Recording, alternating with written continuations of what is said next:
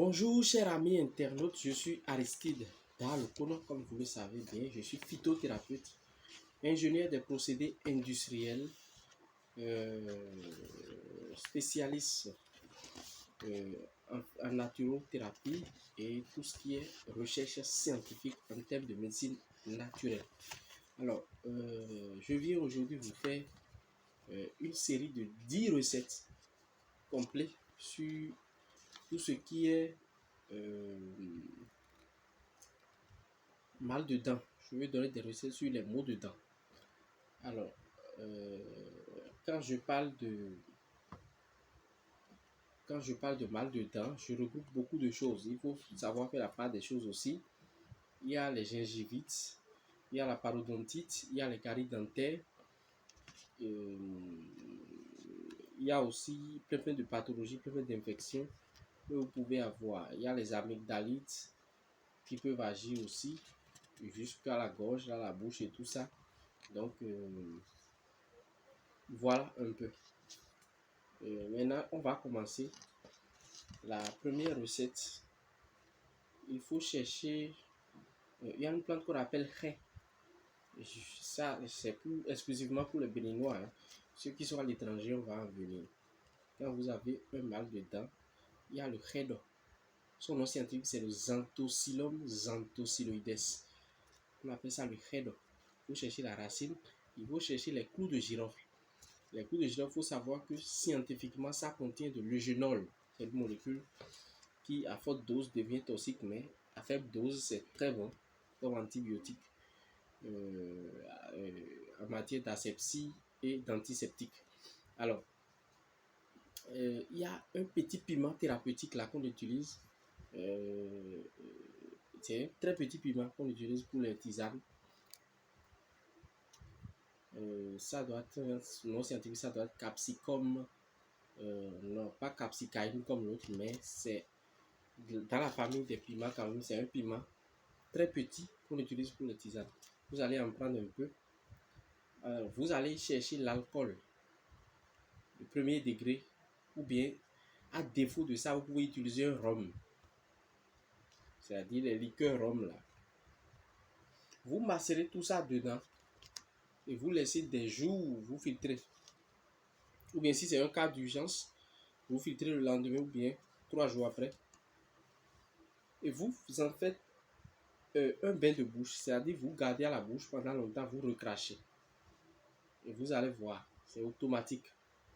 Il faut faire, et pour ces maladies, il faut aussi adopter des mesures d'hygiène buccale. Il ne faut pas seulement faire un traitement et penser que quand vous n'allez pas vous mettre au propre normalement comme il faut, ça va marcher. Non.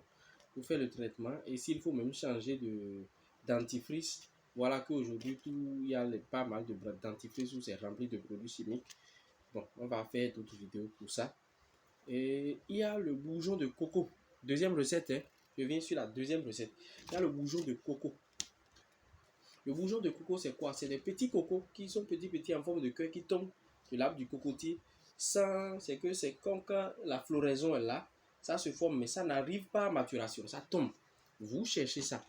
Et puis vous en faites une décoction, vous portez au feu, vous chauffez, vous recueillez le jus, et puis vous utilisez pour les bains de bouche. Et ça, dans ce cas, vous en buvez un peu seulement. Ça fait aussi un grand effet dans la prise en charge de tout ce qui est carie dentaire, mal de dents aussi. Maintenant, troisième recette, il faut chercher basilic. Quand je parle de basilic, je vous parle de comment on appelle ça? Kesu kesu. Kisima. Vous cherchez basilic. Maintenant, ceux qui n'ont pas ça dans leur logis, d'autres peuvent appeler ça akoron. C'est les deux, ça va donner le même résultat. Ne doutez même pas. Akoron ou kesu kesu, ça va donner le même résultat. Maintenant, si vous êtes là-bas, je vais venir tout à l'heure sur les huiles essentielles. Si vous ne voulez pas avoir ces plantes et que vous êtes à l'étranger, par exemple, vous n'êtes pas au Bénin. Alors, vous allez chercher les clous de girofle aussi sur kesu là. Vous allez chercher l'ail et vous faites la même macération dans l'alcool ou bien dans un rhum. Vous laissez et puis vous en faites un bain de bouche.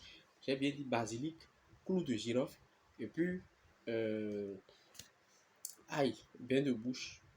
macérer dans l'alcool. Quand je parle de macération, il faut laisser quelques jours avant. Recette numéro 4, le jus de jatropha blanc. Vous pilez les feuilles de jatropha blanc. Vous recueillez le jus qu'il y a dans les feuilles là. Vous pouvez ajouter de l'eau. Vous pouvez même triturer pour avoir ce jus.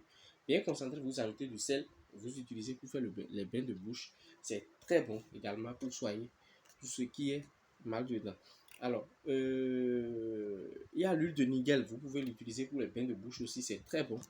Nigella sativa, l'huile de nigel. Alors, vous pouvez utiliser les feuilles de goyave. Il faut faire l'infusion et mettre à la bouche pour les bains de bouche aussi. C'est très bon. Ça, là, je suis à la 6e recette.